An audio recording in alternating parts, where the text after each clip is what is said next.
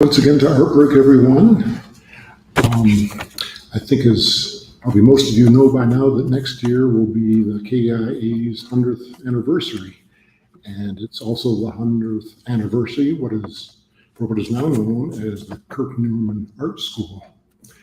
As you may well imagine, the art school here had fairly humble beginnings, and it was kind of a limited program with limited facilities, working in a very old building, and but it continued along, and through a number of dedicated individuals, and then finally, in 1948, when a young artist named Kirk Newman arrived here as part of the University of Michigan Extension Services, things really changed.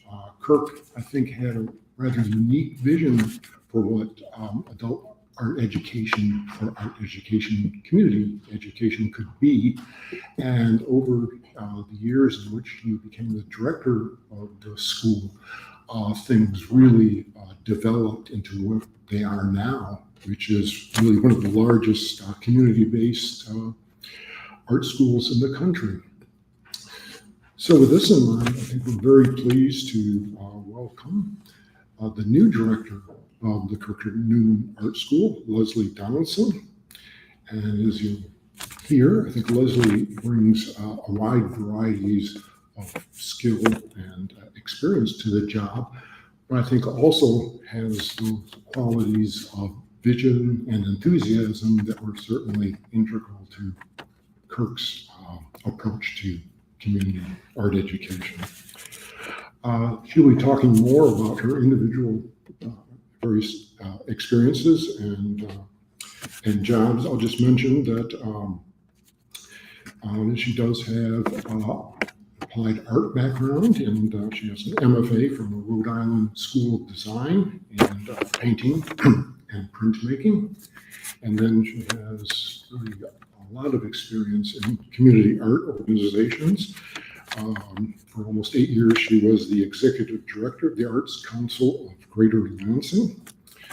And during that period, she also conceived, designed, and operated a successful alternative art space in downtown East Lansing, and served as a visiting assistant professor at MSU's College of Arts and Letters.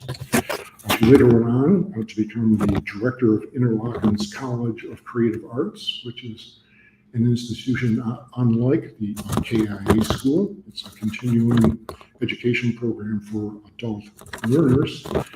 And during her 2-year tenure there, she revived and expanded the college's programs through outreach and marketing, so that by the time she left, there was a 200% increase in enrollment. She has many other things on her resume. I'll let her talk about that. But one thing that comes through from people she's worked with and other references is that she's always cited for her, I think, vision and dedication and commitment, as well as enthusiasm toward whatever undertaking she's involved with. So please welcome Leslie Donaldson.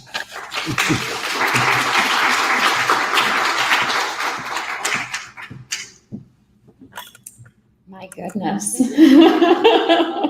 That's really hard to step into. Thank you so much for that very warm welcome. And it's so great to see all of you here today. So thank you for joining me and for joining us for ARTBreak.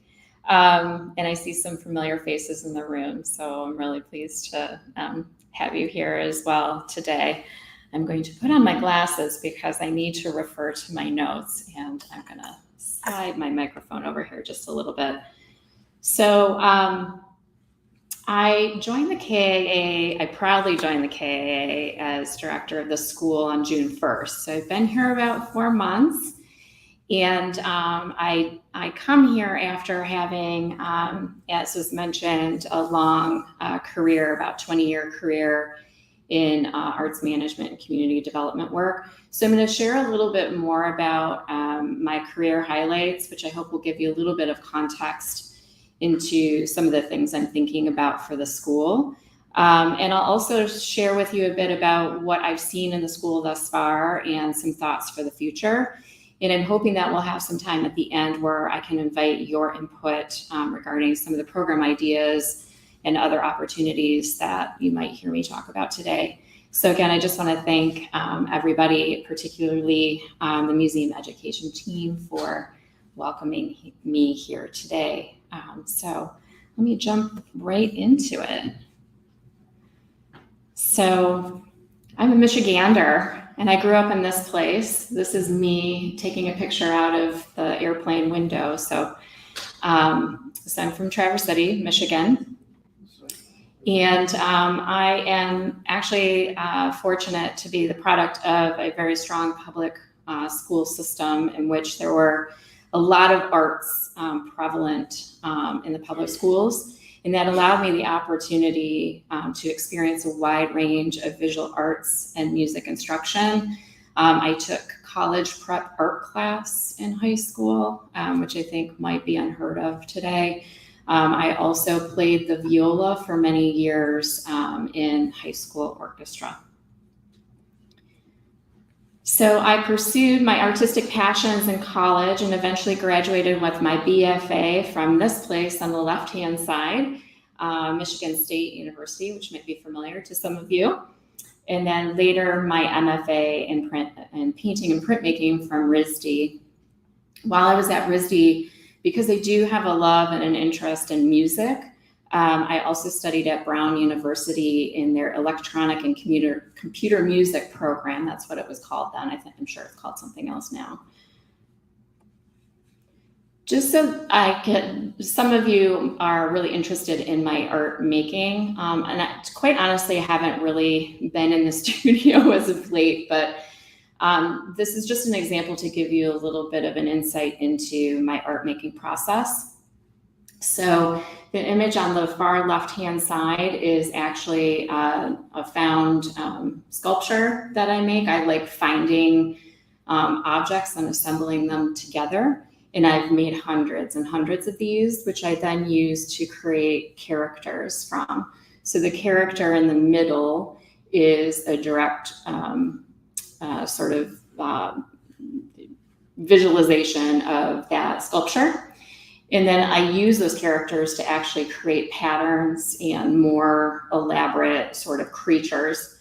And a little bit of context to this is my father was a taxidermist. So growing up, I was a child that was playing around in his studio, which is very unusual. I probably, as a kid, I shouldn't be playing around with pins and felt and fur and all sorts of things like that. But as a kid, I would create these very small sculptures all the time. And my dad would call those my creatures. So this has just been a process that when I was in grad school, I kind of got back to exploring. And in addition to these studies, I've actually also created life-size characters that I've animated through sound compositions. So much so that I've created a lot of performance art works. And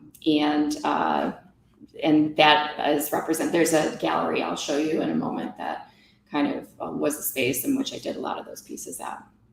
So although I still enjoy making work when I can, and I certainly continue to dabble with music, these days my art practice is really my arts administrative work and all the things that I love to do to ensure that the arts are widely accessible and can engage the community in unique ways. So I'm going to tell you a little bit about my arts administrative work. So I began my arts administrative career as a fine arts coordinator for a community-based arts program in East Lansing. And we offered 300 to 400 classes a year in dance, yoga, visual arts, music, and theater. So I was 28 when I started here at East Lansing Recreation and Arts and gained a lot of attention for the work that we were doing. Did a lot of public events to draw people into the building. The space that I mentioned where I did a lot of performance art pieces was the art apartment. I actually developed 2 different art spaces in East Lansing. This was the first one. And this space was developed as an LLC with 2 of my artist friends, Susan Hensel and Nancy McCrae.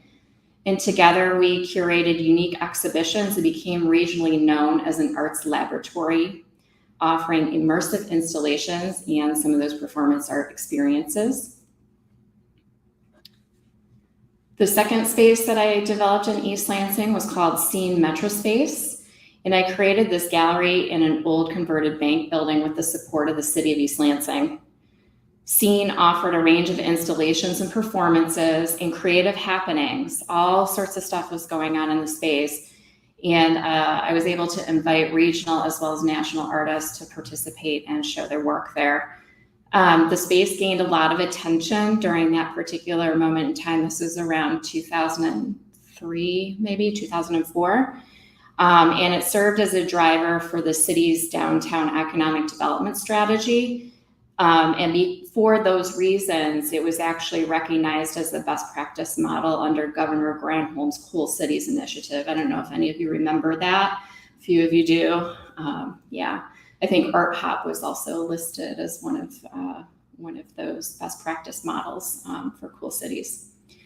I'm really proud that Scene continues today. It is in a new location. And it is under the oversight of my alma mater, MSU's Art History, and Design Department. So it's been around for about 20 years. So I'm excited about that. Also early in my career, I served as the director of 2 major art festivals in the Lansing area. The first on the left is the East Lansing Art Festival. Have any of you been? Maybe 1 or 2 of you. So I was there for 4 years, and it is a juried art festival welcoming 234 artists from across North America. And while I led this event, I was able to elevate its national ranking to 29th best art festival in the country, as determined by Sunshine Artist magazine. I also added the Emerging Artist program to the festival in 2003 to promote the talents of recent college graduates. And then the festival on the right-hand side, Silver Bells in the City. Has anybody been to that event? Oh, there seems to be maybe a Lansing person here, so thank you.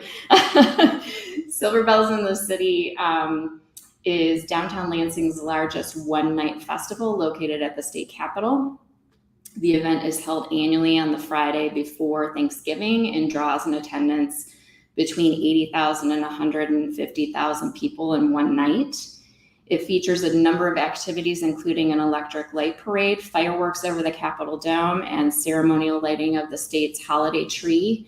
And there were a few years there where we were pleased to have the governor or other dignitaries join us for the event. It is quite the undertaking, and I learned a lot about fireworks. So I proudly led Silver Bells in the City and the committee that organized it while serving as the executive director of the Arts Council of Greater Lansing. And that is a role that I was proud to have for 8 years. So in addition to coordinating that event, the Arts Council's work really centered on supporting 140 arts and cultural organizations and 200 artists in the Tri-County region of the Lansing area. My work was to develop arts funding programs and serve as a grant maker to arts organizations. I also provided a lot of youth art scholarships and worked hard to build the visibility of the arts through a number of different means. And while there were a lot of programmatic highlights to my time at the Arts Council, one of the most meaningful was the establishment of a cultural economic development plan for the region. This was the state's first ever cultural economic development plan to drive creative entrepreneurship and placemaking. We had hundreds of stakeholders throughout the region, business representatives and others to help us implement this plan. And it has since led to a number of exciting efforts in the region, including quite a number of public art initiatives, a lot of murals, light displays. And the Arts Council today does an annual creative placemaking summit. So the plan was updated in 2018. So we launched this in 2008. The plan was updated in 2018 and continues today. So I spent a very fruitful 12 years as a community arts organizer in the Lansing area, and joined Interlochen Center for the Arts as the director of the College for Creative Arts in 2013. And as was mentioned, that is Interlochen's adult continuing education division. And I had an opportunity to expand quite a lot of programs there, and it was great fun. So the picture on the left-hand side is our adult band camp. But there were quite a number of different programs, such as our writers retreat, chamber music camp, choir camp. We had plein air painting, all sorts of things. So after 2 years with ICCA, as it was known, I was promoted to a new position at Interlochen as Director of Engagement. And my work there was a little bit more esoteric, but it was actually intended to build relationships with parents, alumni, and friends on campus and in cities across the country. I built this division and worked with my team on the right-hand side. We traveled across the country. It was fun to travel for a while, going to New York, Chicago, Los Angeles, San Francisco, and other places to build a lot of support for the Interlochen brand. So through these wide range of arts management experiences, it then led me to a teaching opportunity at Carnegie Mellon University, where I served as a teaching professor in the Master of Arts Management program. And while at Carnegie Mellon, I designed 9 different courses. So the list of courses are there. And expanded the MAM program. So it was the Master of Arts Management program, MAM for short. So I expanded the MAM program's cultural policy track, which included cultural policy and advocacy in the United States, public art, and a new inclusive creative placemaking class called Arts and Community Development. I love teaching, but I did this during COVID.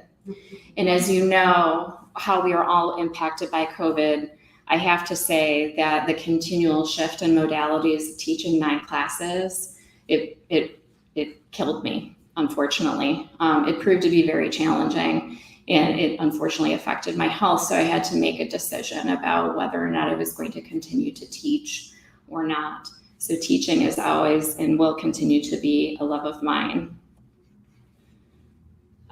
So last year I was invited to return to Michigan to join the team of Common Grounds Cooperative as its inaugural CEO in Traverse City, Michigan. This is the outside of the building located on 8th Street in Traverse City. This project is a creative placemaking project. And I was brought in because of my background in creative placemaking operations and community development work to really help the team launch this new 4-story, $16 million, 47,000 square foot building. And it's an interesting building because it's actually owned by the community, and it's used as a hub to promote and support arts, local food, families, and wellness. All of these experiences, which is a lot, and every time I think about some of the things I've done, I'm like, how have I done all these things? But I am passionate for the projects that I get involved with, and of all of these experiences, I have to say, everything has prepared me for my time here at the KAA and the amazing Kirk Newman Art School. This is an institution that I have long admired. Especially having been located in the Lansing area, I would review grants at the State Arts Council, and I would read all about the KAA, and I was always very impressed and excited about the work being done here. So I thank you in advance for giving me a little bit of space to share with you some of my past career highlights that have brought me here, because I hope it demonstrates not only some of my background, but to share with you how meaningful this place is to me as a visual artist, as an educator, and as somebody who really believe strongly in the power of the community. So let's talk a little bit about the KIA and the school. As we know, it's a very special place, and for nearly 100 years, the KIA has cultivated in others both the creation and appreciation of the visual arts, and has served as a very important anchor organization in the Kalamazoo region. And its commitment to the community has contributed significantly to Kalamazoo's national standing, which was evidenced recently by SMU Data Arts, which is a national center for arts research. And they listed Kalamazoo as one of the top most arts vibrant communities in 2022 for mid-sized cities. So we should be very proud of all of the arts offerings that we have here, because it is nationally recognized, and the KIA is certainly a part of that. Since joining the KIA in June, I've since witnessed the school's many contributions to the community and underscoring this national standing.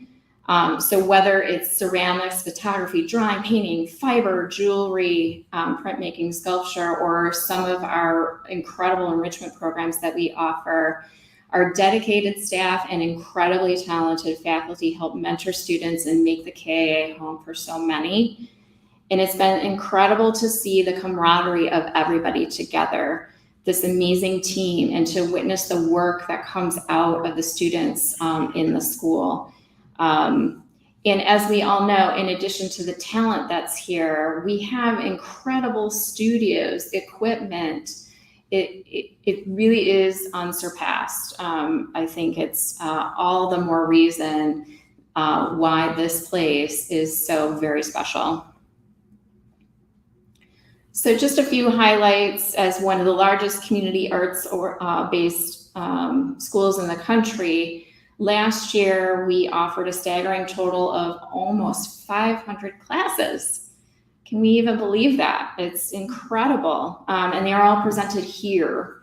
And you can see the breakdown of the classes by term in which they are offered. Now, we do still continue to offer some of our classes online, approximately 10%, and this is to help increase the school's accessibility and reach. To ensure that the school programs remain financially accessible, we are really proud to offer robust scholarships for tuition and materials through the generosity of John and Rosemary Brown and so many scholarship donors. We are grateful to them for their support. And what it allowed us to do is to offer almost $30,000 last year in scholarships to our community. Enrollment in the school last year was also really strong. We were actually up 3% last year over the prior year, so it shows strong growth coming out of COVID, thankfully. And this graph gives us a quick snapshot into what we're seeing in terms of the enrollment trends. Summer is a very popular time, as you can see, and it also has to do with our camps as well. But we had nearly 3,400 school enrollments last year. That is also very remarkable. I would also make a note that as we think about the strength of our enrollment and look longer term, it'll be important for us as a school to consider how we support our future curricular improvements by taking a look at our enrollments, by thinking about the demographics of our participants, by thinking about student physical, social, and emotional needs, by thinking about the impact of scholarship funding on attendance, and so much more. And as was mentioned, we're moving into our 100th anniversary, which we're very excited about in 2024. And there is an overarching strategy in place for the institution to focus on ways in which we might enhance our existing programs, deepen our community connections, and build greater visibility for the institution. These balloon bubbles here are institutional highlights, kind of talking about what you might expect to see in 2024, which includes on February 16th, a very special I Heart the KIA Gala. In March, we're focusing on an entire month celebrating children and families. In the summer will be our summer celebrations with arts fair and some other activities to engage donors. In fall, we're going to have a legendary fall with a very special exhibition that brings some of the collection, maybe pieces we haven't seen in a while, out to be seen and celebrated in honor of our 100 years. And then in December, we'll have a closing activity an event that will allow us to celebrate our accomplishments and give a toast to the next 100 years. So as a part of these anniversary highlights, the school is also tying into the strategy by thinking about things like how do we amplify our existing programs, courses, the number of visiting artists workshops that we will have in honor of the 100th anniversary. How can we increase our scholarship funding and seek opportunities to improve the reach of our scholarships through some targeted efforts? Our goal is to raise $100,000 from our holiday sale, which, by the way, is coming up November 16th through 18th, and benefit not only students and faculty, but many of you may know that the holiday sale helps support our departments and the school overall. It's a fundraiser for us. We're looking to augment our recruiting practices to attract a more diverse faculty. We're looking at ways in which we can increase community engagement and pursue some other collaborative opportunities. And we'll continue to collect data and inform and support continued growth for the school and to be able to serve needs of our community. So with these objectives, the longer term planning for the school next year and beyond needs to be centered on the mission of the institution. In other words, the why that you see in this golden circle model here by Simon Sinek. The why is the commitment that an institution has to its mission. And in our case, it's to ensure that the arts are for everyone. So being centered in the why is about serving a higher purpose, a cause, a belief, and it's the very reason why the KIA exists. This is what we do in our daily work. And we'll talk about the how and the what in a minute, but I just want to take a moment to talk a bit more about the why. And in order for us to ensure that the arts are for everyone, we also need to do a little bit of research and to think about our audiences and our positioning within the community. So first of all, if we take a look at the graphic, the demographic comparison of where we are physically located. So we are physically located in downtown Kalamazoo, which actually has seen quite a bit of investment in recent years. But we also need to think about the demographics of those that are our neighbors that live and, right next to us. What are we seeing in terms of their household income? What are we seeing in terms of their prevailing racial makeup and other aspects of this demographic? And what I'd like to point out is some comparisons between US averages. So here we can see if we compare the household income, poverty rate, prevailing racial makeup, and level of disability in those who are our neighbors to us as compared to the US average data, it can tell us some things that might be helpful for us to think about. Perhaps we need to think the school needs to consider ways in which we can design increased and targeted scholarship programs for those that are our neighbors.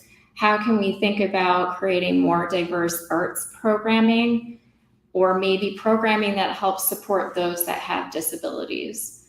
So zip code data can actually be very helpful for us in thinking about ways in which we might want to strategize opportunities for growth, and this is an example of that. We can also take a look at zip codes. So the 49007 zip code is where we are located and our neighborhood, but we can also take a look at the zip codes that actually surround these areas. And it can also tell us quite a few things. So first of all, those in the 49006 zip code might show that there are young emerging audiences. Maybe they're starting out in their careers. Their poverty rate is quite high. They're the highest of all the zip codes, but their household income is low. So maybe one-day workshops or some other options might be a good target for us to think about with that particular group. I'm looking for my notes here, one moment.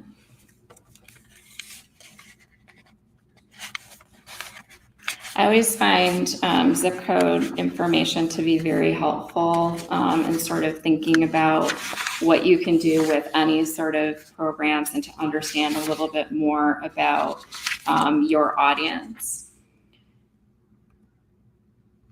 So when we take a look at zip code 49001, that suggests a greater racial demographic mix than maybe the 49006 zip code.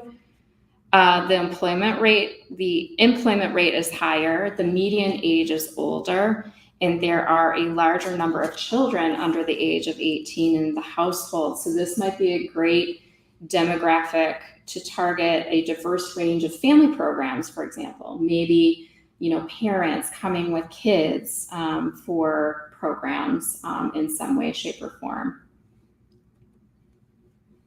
And then lastly, if we take a look at 49008 zip code, that data suggests higher household income in an older population with higher educational attainment.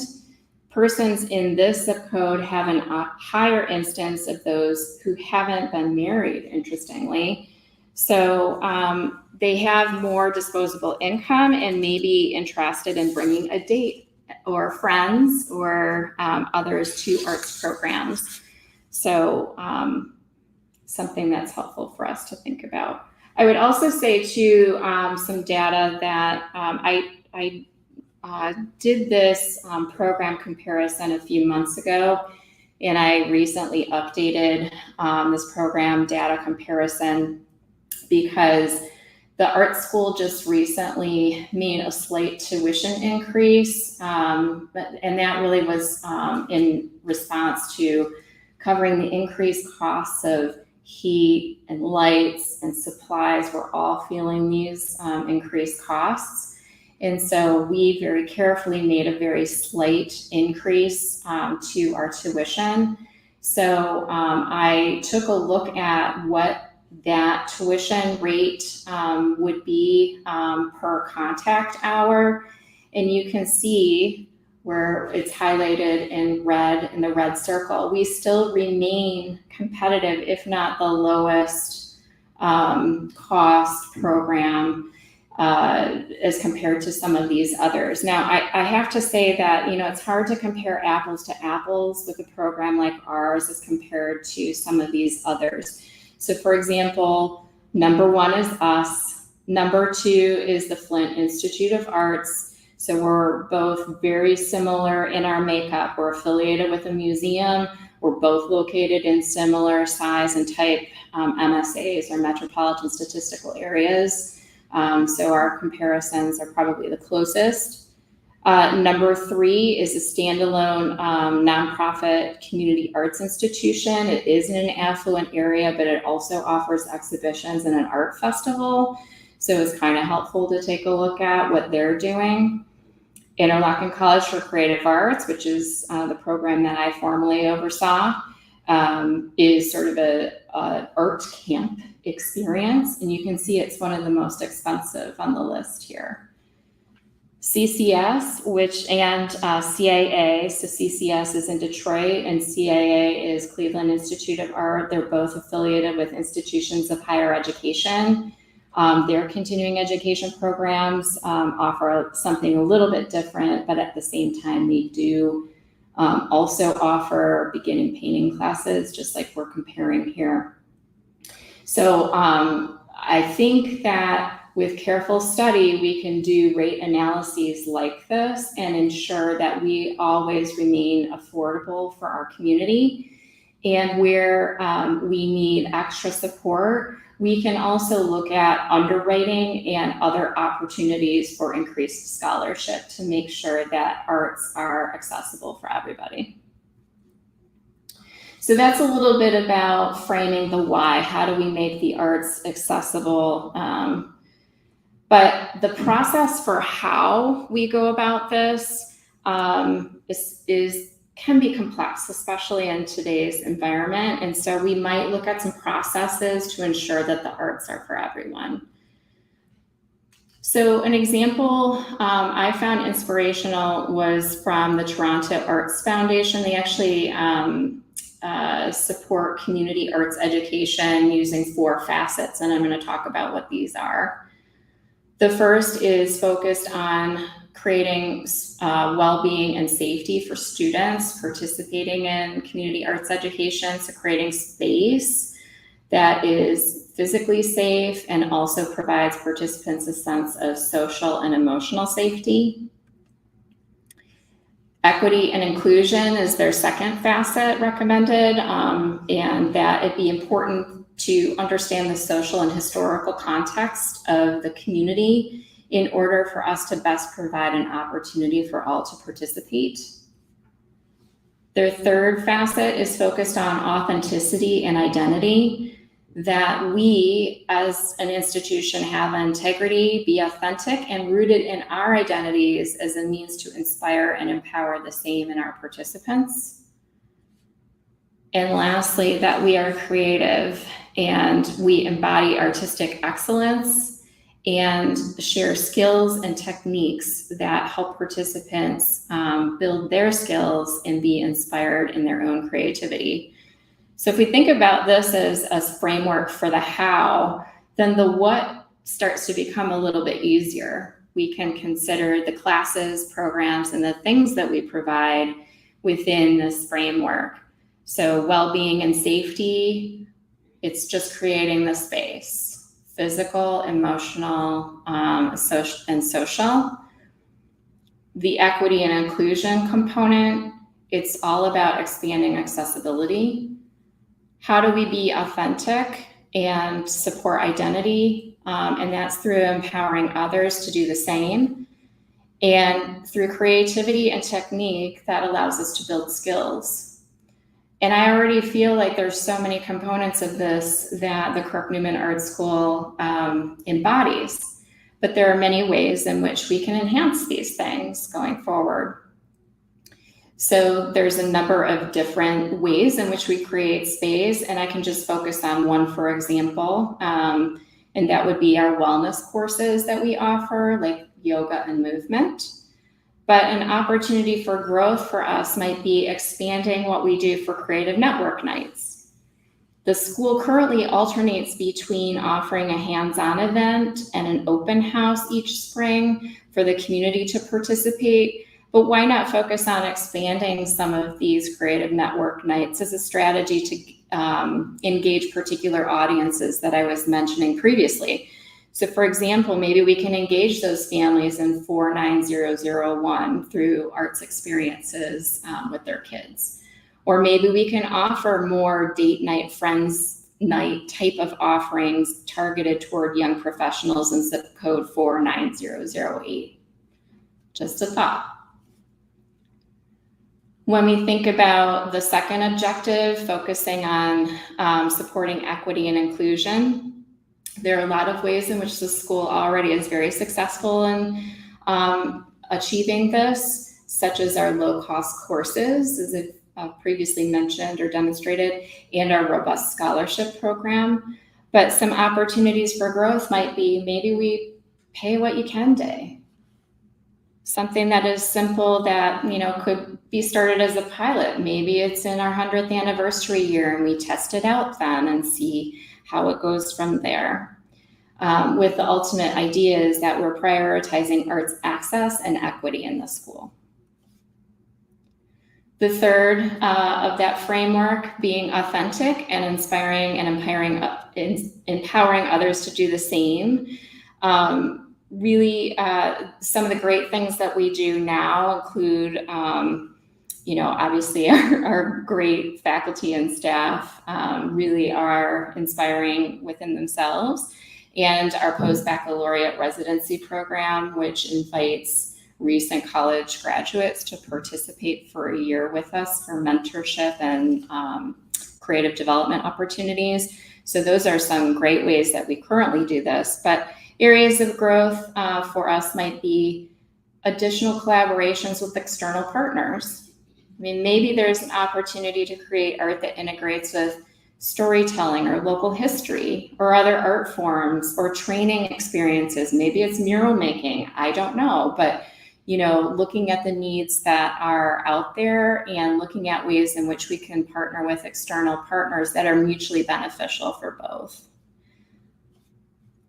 And then lastly, the way in which we build skill.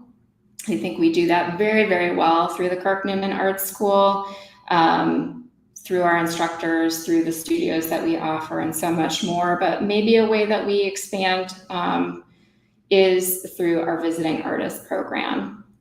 For example, if we offer more visiting artists, maybe there's one a year per all of our disciplines, perhaps combined with lectures like these, artful evenings, one-on-one critiques, other ways in which a visiting artist, in addition to providing those workshops and those techniques, could then deepen and build relationships with our community and help others build skill. That might be an example.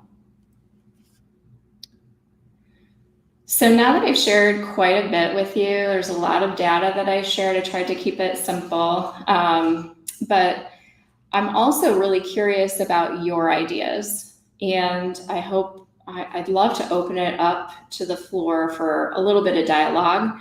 And here are some thought starters I have for you.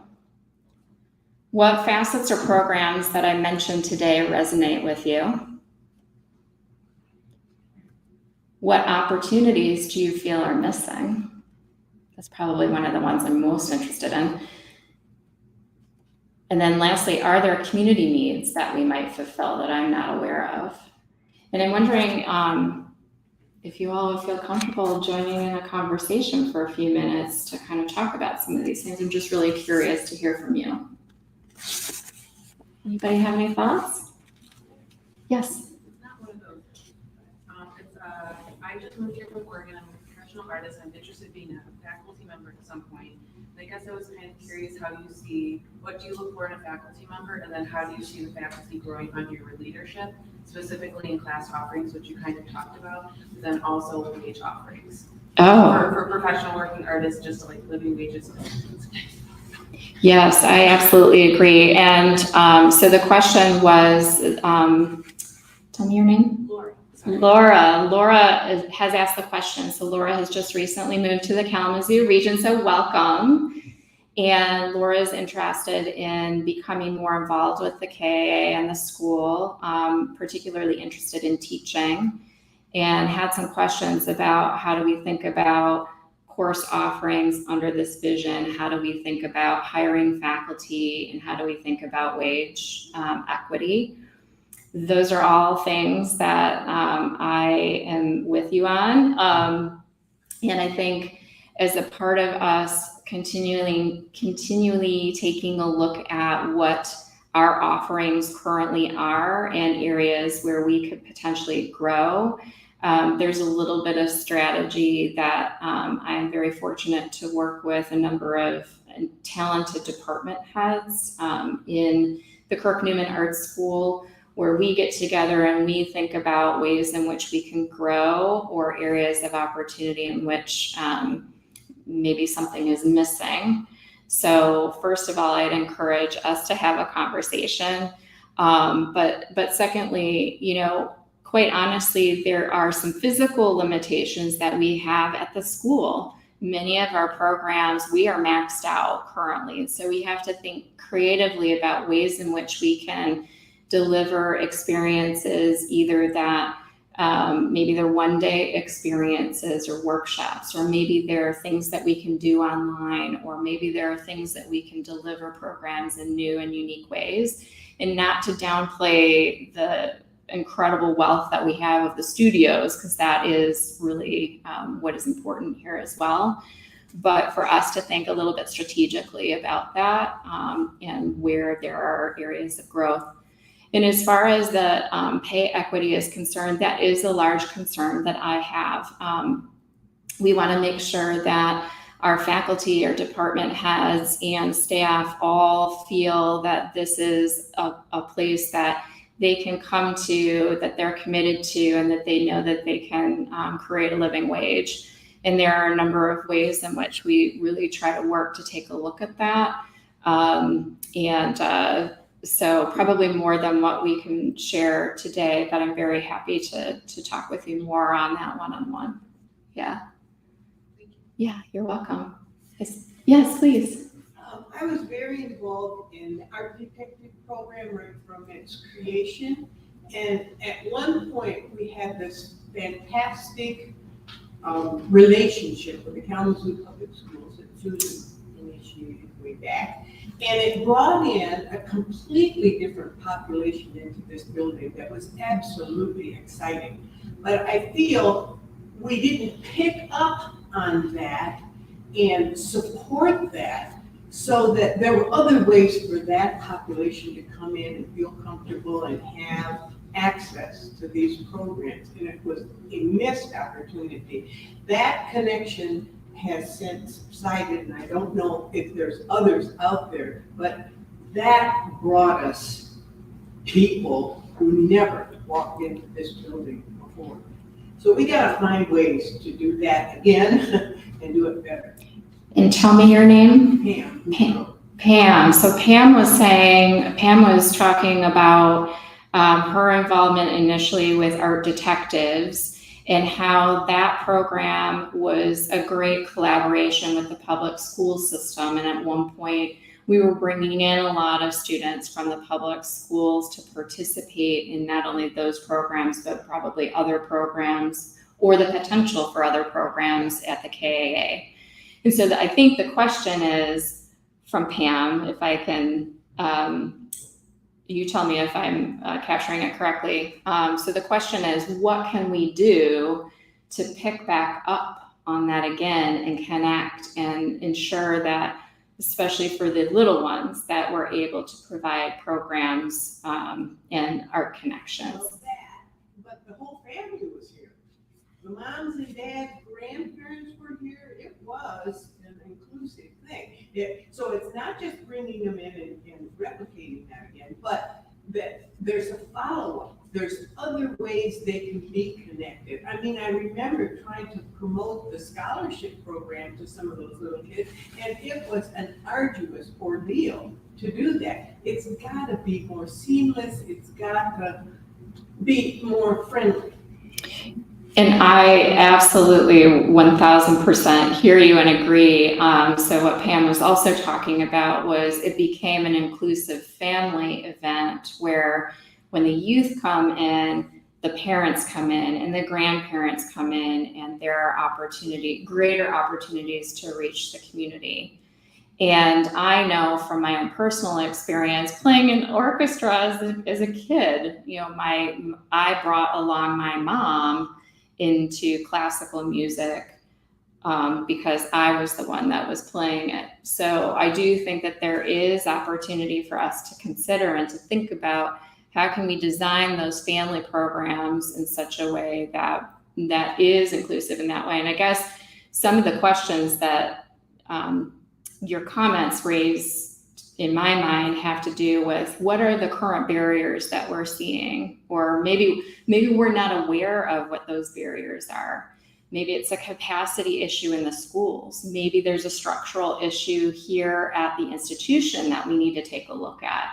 So I'm very open to thinking about those things. And we have a very wonderful in the school head of our children's department, who is also very excited, I know, to think about these things with us as well.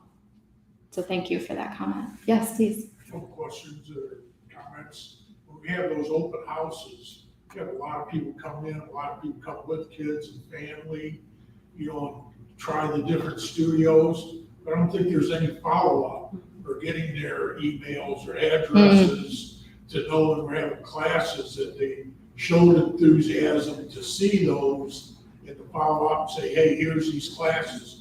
Here's a way you can get scholarships for both adults and children, you know, to follow up with it, because usually those are always at capacity, you know, and a lot of people coming through like that. So that's one thing with follow-up. Another question is we're talking about, is there any idea of space? I think every studio is just maxed out more in their studios to, you know, do anything. It limits us in our studio, you know, for getting other equipment and other things to advance it. I've heard that from others too.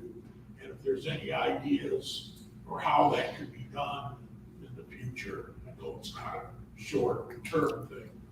So 2 great questions, and please tell me your name again. Paul. So Paul, first comment, make sure that I captured it correctly.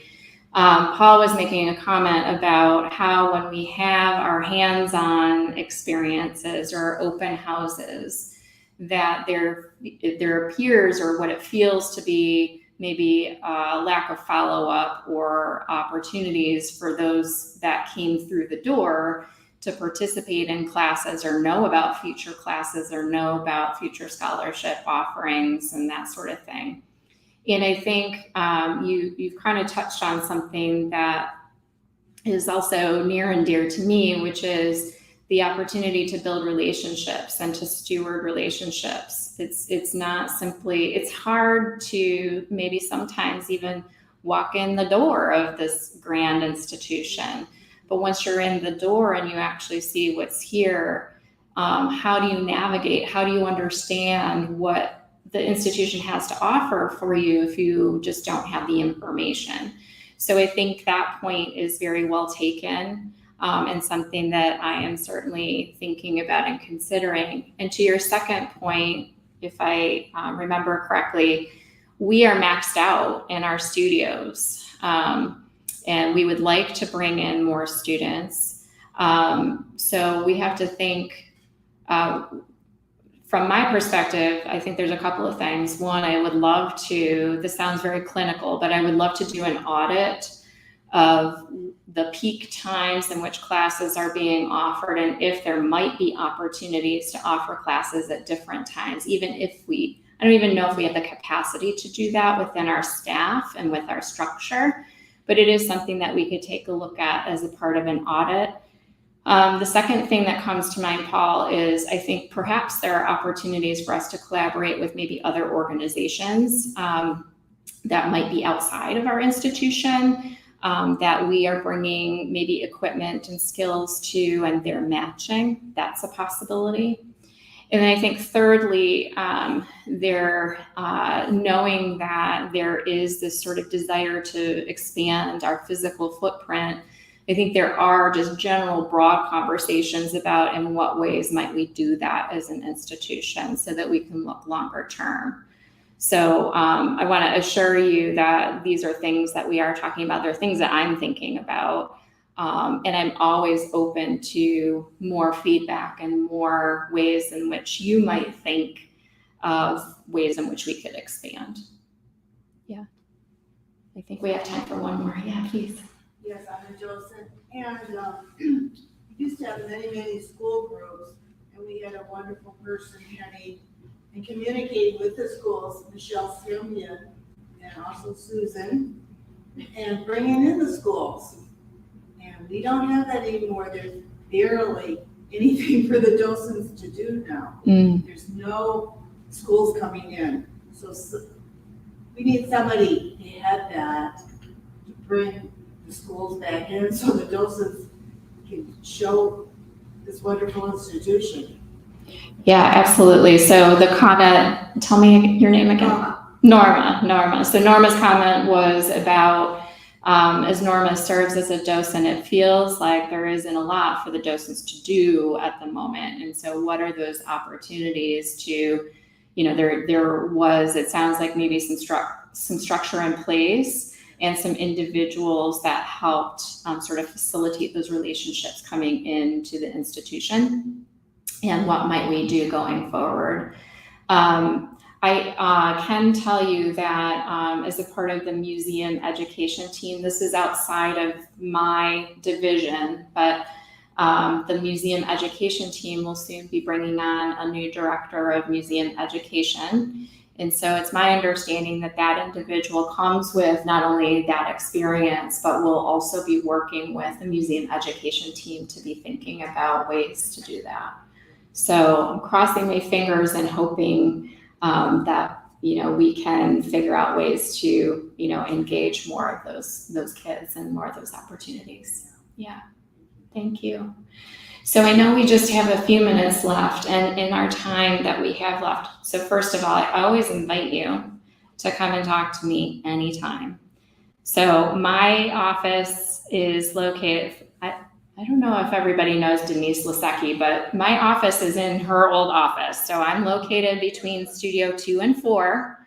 There are often classes going on in there, and that's okay. If my door is open or cracked open, that means you are welcome to come in and chat with me, or you're welcome to make an appointment with me. I'm going to share with you my contact information in just a minute.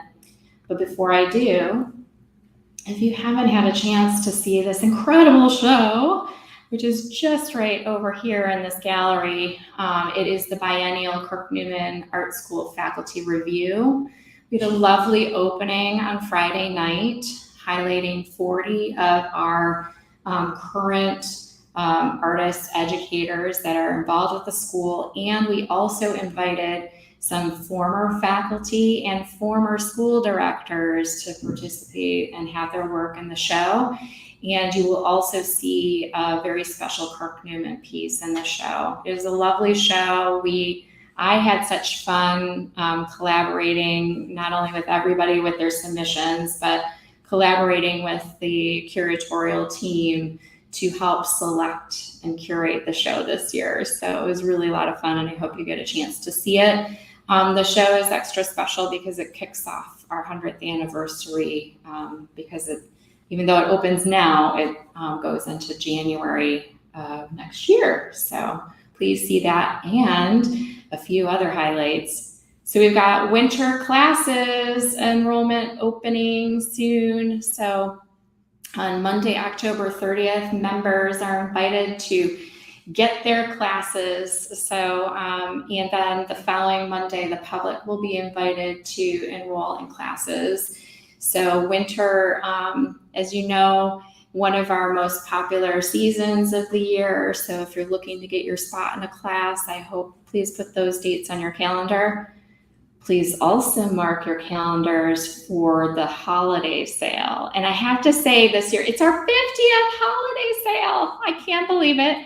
So the holiday sale began as the pottery sale in 1973 and has grown into what it is today. We typically have about 160 participants selling work in the sale. So 160 participants are our students and our faculty and a handful of invited guests. We take over the building.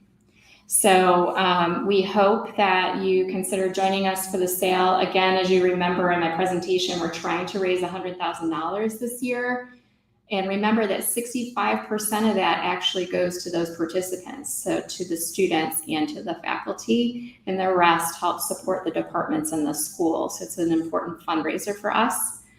And then lastly, our hands-on event, which is a hands-on event for the community to participate in a number of different activities throughout the building. And that is going to be happening March 8th. And with that, this is my contact information. And I hope that you please reach out to me with any questions, comments, concerns, ideas, anything. Sometimes I just like to get coffee. So I also welcome you to come in my office and get coffee, or reach out to me if you want to set an appointment. And so with that, I'd like to thank you so much today for having me here.